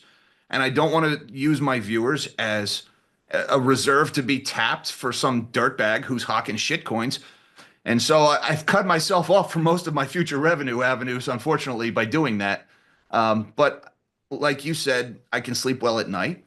And you can't. It's hard to put a price tag on that. And I tell you, Tom, when I found out that that hyperscale Nexus merger had fallen apart 3 days after I ran that video, God damn, that felt good. God damn, that felt good. All right. It's not worth anything. Felt good. Doesn't pay the bills, but that was a good feeling. I held this up because I think it was 2014 when I was still at the University of Georgia. Me and my buddy, we'd smoke pot in our attic. We called it the Zen Den. We had these big, we paid our friend to make these tie-dye tapestries and shit. We had bean bags. And we'd go up there and we'd just, burn some incense, smoke pot, and like meditate and whatever. Um, but Georgia in the summer in an attic, it gets a little toasty. And I remember one time I went up there the next day, and because we get high, you leave your water bottle up there. And I picked up my buddy, and he had one of these, a hydro flask. And I picked it up, and like the ice was still clinking. But I was like, he left last night, so he couldn't have left that this morning. I texted him. I think I witnessed a miracle. I was like, it's like 120 degrees in the attic. He's like, no, man, it's a hydro flask. It has a vacuum seal, so you only lose heat through the open top. I thought that was so crazy, and I had never seen an advertisement. Well, at the time I was in Georgia. All my family lives in northern New Hampshire. My cousin got married that summer. Well, they all go snowmobiling. Well, if a thermos works hot and cold. Cold. It's a Yep. disparity of a temperature Works both gradient. directions. Yeah, it's a Yep. temperature gradient. So I got him one of those. I was like, yeah, dude, put your hot chocolate in there. He did that. Now it's like a small town where my family's from. But over the course of a year or two, I watched that from no one had one to every single person. I mean, I wish I just for shits and giggles, I'd love to see like Hydro Flask's like sales numbers. Like, do you guys have records for like Northern New Hampshire 2014 to 2016? I'm just curious. Not even because You I want want credit anything. for it, No, huh? no, I don't even. I'm just curious because I've still never seen an advertisement. I think they might advertise now. I don't know. It might have gone public, but forever they didn't. And it's because you didn't need, and it's not $1,000. They're pricey, but it's like, dude, you live in southern Georgia, have ice in a container all day. You can leave it in the sun in Georgia. Day laborers use them, and it's still clinking around with ice at 5 p.m. That is such an incredible, honest product that you don't need a push. I wish they did push. I think they might now. But for years, they didn't. It's because you didn't need to. It was a bottle that keeps ice frozen in Georgia at a reasonable price. You don't need to push it, man. Yeah. And so that's kind of, you might go, well, how long did it take for that? How long had the Hydro Flask been operating by the time I got one and gave it to a cousin? Okay, sure. But if you're in it for the long run, build it slowly, but build it correctly. It's the fire where you throw the newspaper on. We'd always do that when we were little. You know, we'd go, where a lake house, and we'd throw a bunch of fire, and then it would put out the fire. And we'd be like crying. And my dad would be like, "Well, you can't throw a newspaper on it because it will burn, and then the ash suppresses it."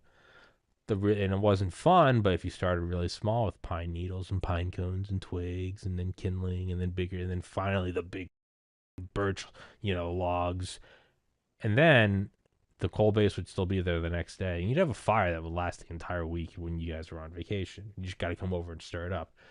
It's not as fun as throwing gas on newspaper, but if you want to build something that's like legit, like big bed of coals, you got to do it slowly. And that's where I try to like tell myself with this podcast is like slow and steady, slow and steady. Like you up once, you can never get that reputation back. You want the fans that you've gotten over the years organically and just genuinely. And, I think that's how you actually do build something great. And then eventually and then it goes to the kids and the kids and trust funds, and then it gets raped and destroyed. But that's the natural process of things. But I would much rather truly build something that I know is honest and is like worthwhile. And then it will get to a point where that's God willing. Let's say that my podcast gets huge. Let's say it's 2030.